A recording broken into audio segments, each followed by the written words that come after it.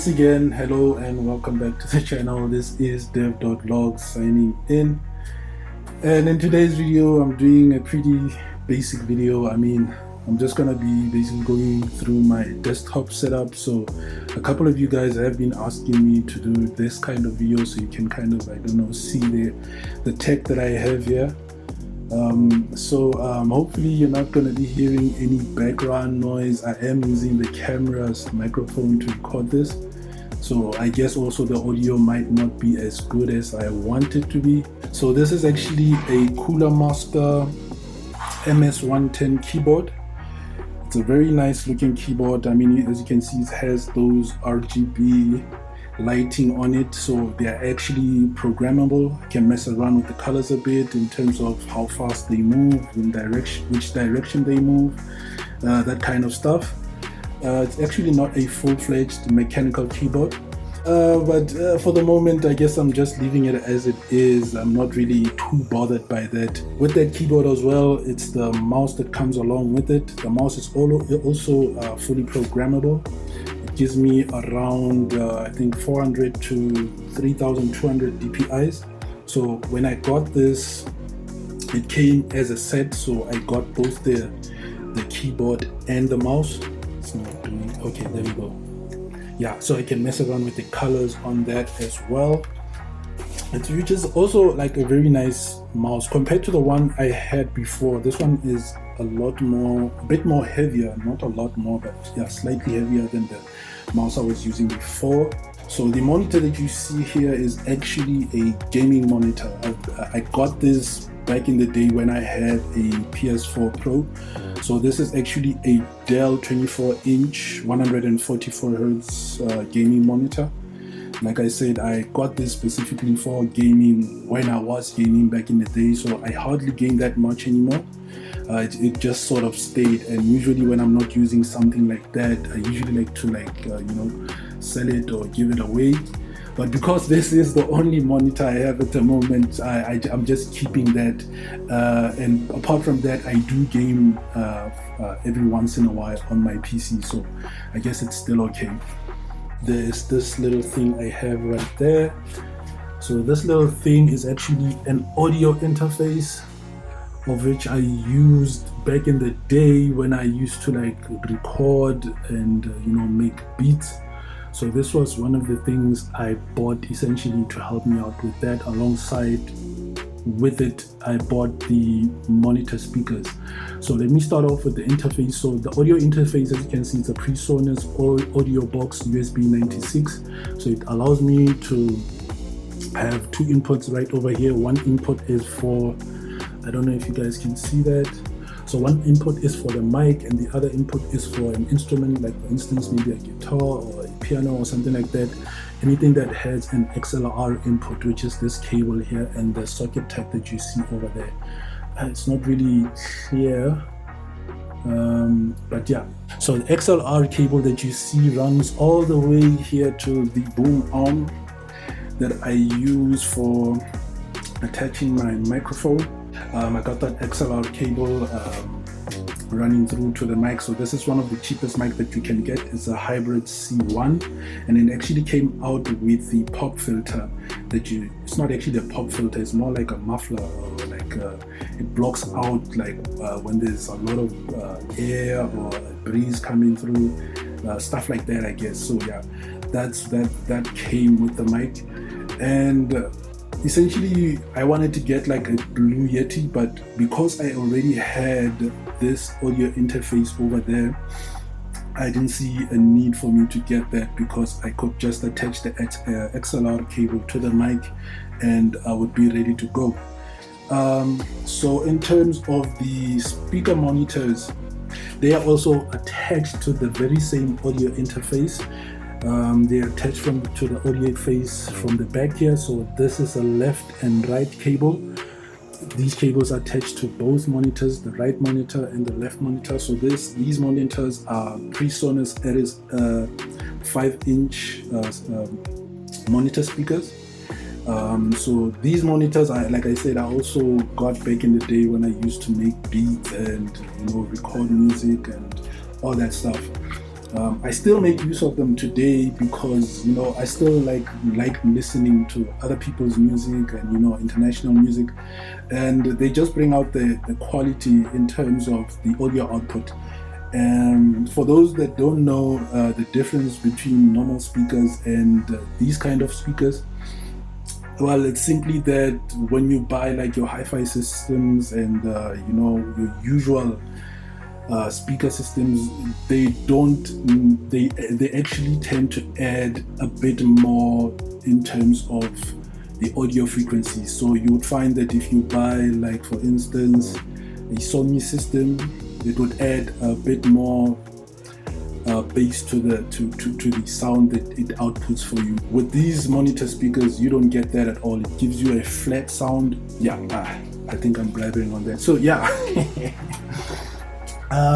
Let's see. So this is just my my switch. It's a normal switch. Like, I don't think there's anything. I don't know if you can even see that. These little hippos that you see here, I actually got these from my partner when she came back from a trip to the Drakensberg. So I mean, they're clay, but I really like them because, you know, it's a special gift. Like, you get that.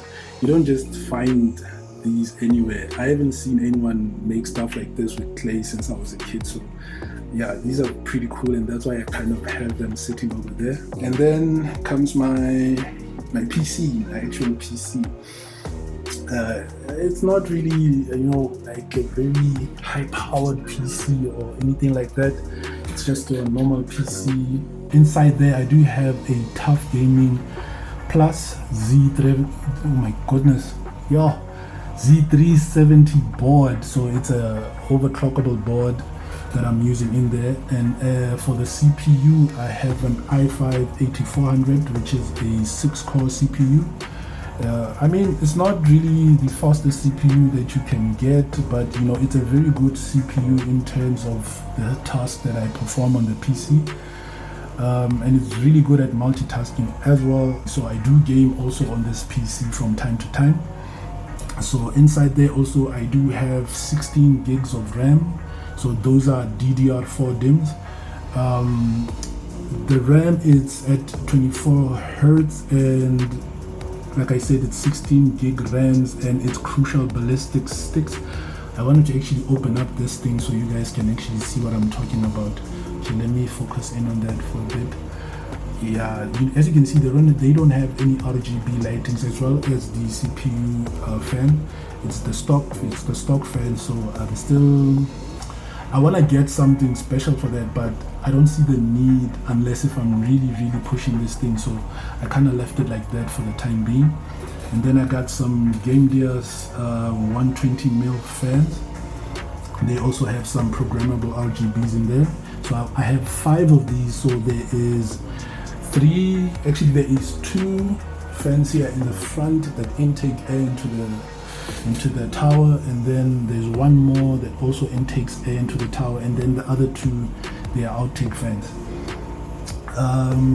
In terms of the GPU, well, the GPU is very old.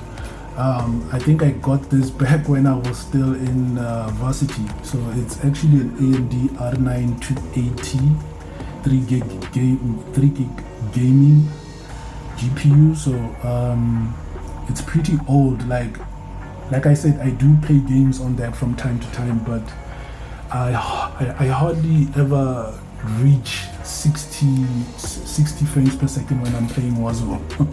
I do have 2 1TB hard drives in there, and another 3TB hard drive, as well as a 120GB SSD, of which is my main SSD for when I'm on my Ubuntu. Okay, what happened here?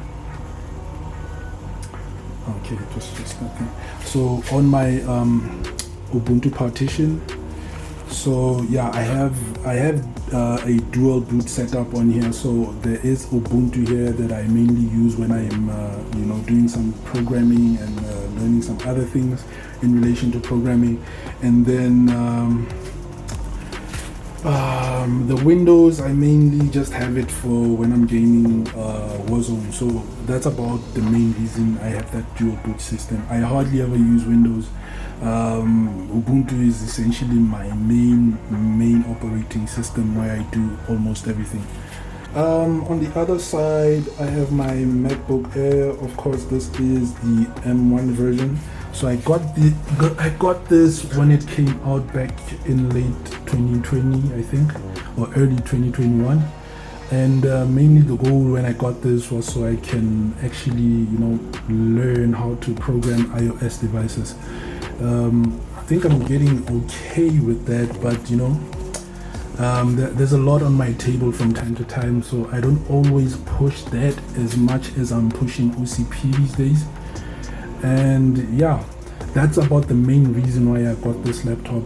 I wish I had gotten actually the pro version of this, because I do notice lately, especially with my channel, that I really do push this thing sometimes, and whenever I have to edit videos, I think that bit of 8 gigs of RAM, total of 16, would have been a bit better in terms of how it performs when I'm pushing it with the video editing.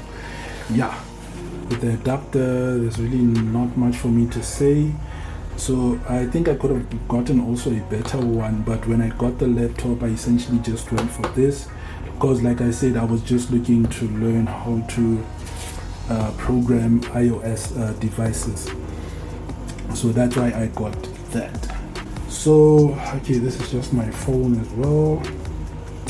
It's the iPhone 11. So the screen protector on this one is a bit messed up, so I need to change that.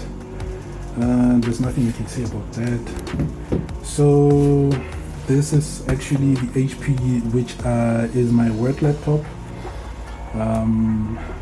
Yeah, the last thing here is essentially my chair, which is the Gandia's Aphrodite MF1.